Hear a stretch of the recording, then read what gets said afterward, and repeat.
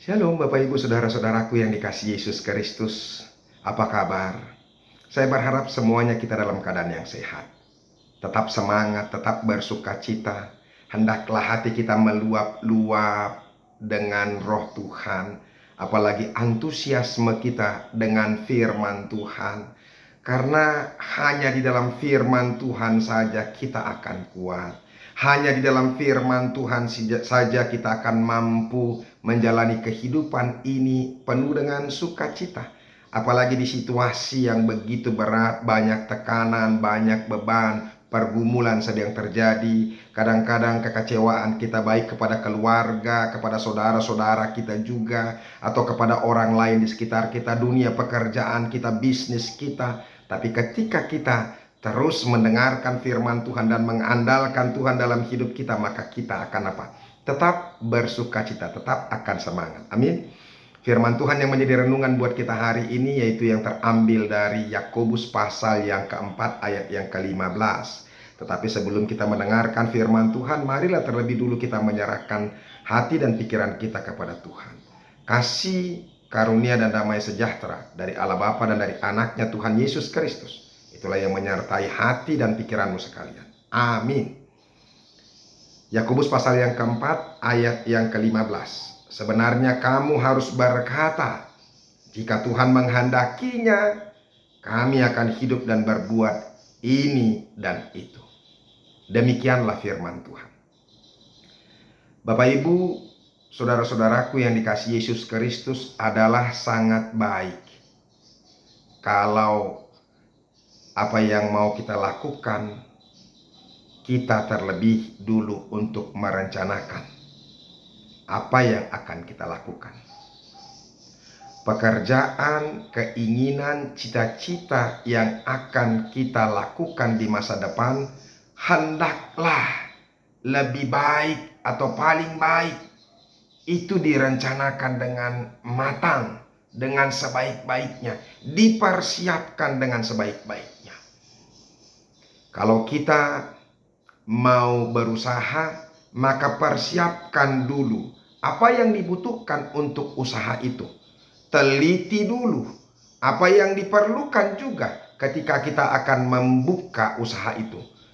Kita harus tahu juga apa usaha yang harus kita buka dan siapakah yang menjadi pelanggan kita misalnya. Seberapa banyak uang yang harus kita spare atau kita sediakan untuk usaha tersebut. Demikian juga untuk remaja yang bersekolah, ketika dia mau mencita-citakan sesuatu cita-cita, misalnya ketika dia mau jadi dokter atau menjadi insinyur, ya dia harus betul-betul mempersiapkan dirinya, belajar dengan sebaik-baiknya, tekun dan disiplin, mempergunakan waktu, sering berlatih untuk apa? Mengerjakan soal-soal sehingga kita bisa mengerti target soal yang harus kita bisa selesaikan untuk mendapatkan cita-cita yang kita inginkan boleh kita dapatkan untuk waktu ke depan. Tetapi saudara-saudara, di atas semuanya rencana kita, hendaklah kita harus mengandalkan Tuhan, melibatkan Tuhan.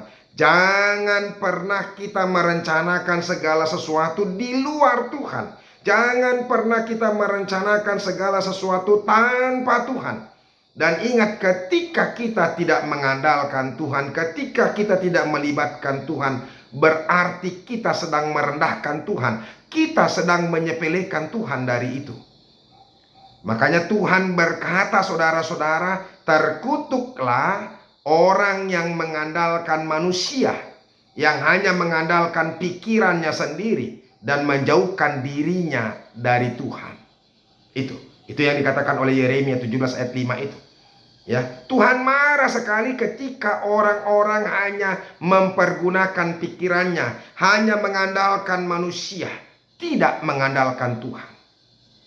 Makanya saudara-saudara, dalam hidup kita harus mengandalkan Tuhan. Sekalipun kita yakin bahwa apa yang kita lakukan itu sudah terbaik dan kita disiplin, tetapi ingat, Tuhanlah yang menjadikan. Makanya firman Tuhan katakan, manusia mereka-reka jalannya, merencanakan jalannya, tetapi Tuhan yang apa? Yang menjadikan. Itu. Jadi oleh karena itu jangan sampai kita tidak mengandalkan Tuhan. Mari kita lihat masa pandemik ini. Pandemik virus corona ini benar-benar menyadarkan kita saudara-saudara bahwa segala begitu banyak rencana-rencana manusia gagal total, berantakan, hancur. Ya kan? Hanya karena apa? Karena kita tidak melibatkan Tuhan. Hanya karena Tuhan tidak menghendaki, Tuhan tidak mengizinkan apa yang kita rencanakan boleh terjadi. Sadarkah kita bahwa pandemik virus corona itu juga bagian daripada apa? Rencana Tuhan, atau paling tidak izin Tuhan. Tuhan izinkan itu terjadi supaya apa? Kita menyadari bahwa hendaklah kita mengandalkan Tuhan dalam setiap kehidupan kita. Mari lihat, ada begitu banyak gedung-gedung pesta yang sudah memiliki jadwal. Ada begitu banyak pasangan pengantin yang sudah memiliki jadwal untuk merayakan, untuk berpesta, ya kan? Tetapi harus gagal. Padahal semuanya sudah direncanakan dengan begitu baik, begitu matang, tapi ternyata Tuhan tidak mengizinkan. Ya kan? Ada seorang yang bernama Tasya. Dia sangat hancur sekali hatinya ketika dia gagal masuk ke kedokteran umum. Dia sudah mempersiapkan segala sesuatu dengan matang.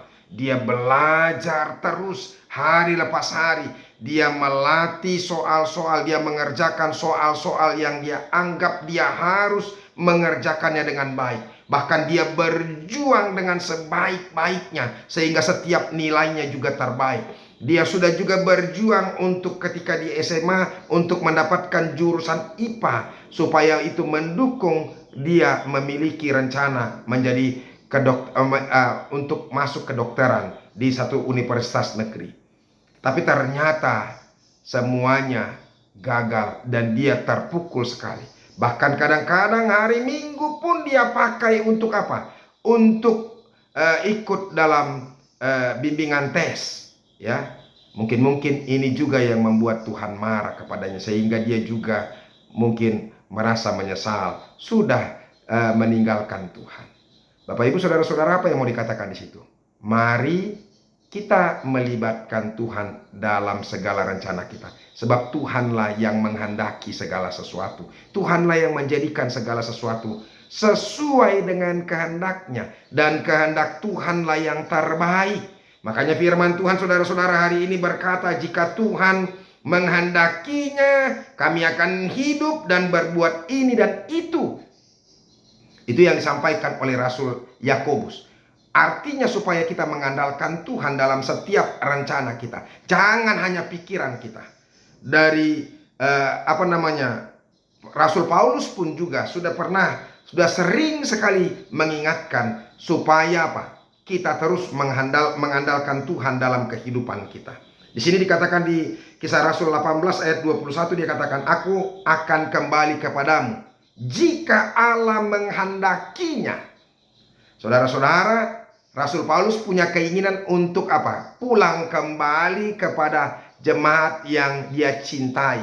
Tetapi itu atas kehendak Tuhan.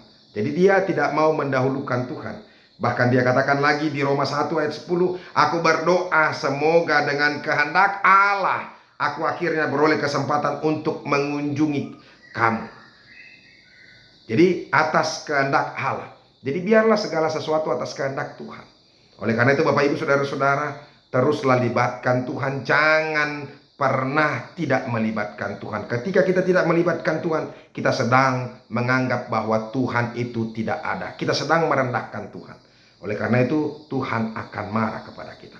Bahkan saudara-saudara, ketika orang yang merencanakan sesuatu itu bukan saja hanya gagal total, tetapi bahkan dirinya sendiri pun tidak dibiarkan Tuhan untuk hidup. Itulah ngerinya. Oleh karena itu biarlah Tuhan yang kita andalkan dalam hidup kita. Tuhan Yesus memberkati kita. Salam. Terima kasih Tuhan untuk firman-Mu, berkatilah itu. Jadikan kami terus untuk mengandalkan Tuhan dalam hidup kami. Terima kasih Yesus. Amin. Bapak Ibu Saudara-saudara, kita sudah dengarkan firman Tuhan. Jangan pernah sekali-kali tidak melibatkan Tuhan dalam hidup. Teruslah mengandalkan Tuhan. Tuhan Yesus memberkati. Salam, sampai ketemu besok. Tuhan Yesus memberkati kita semua. Amin.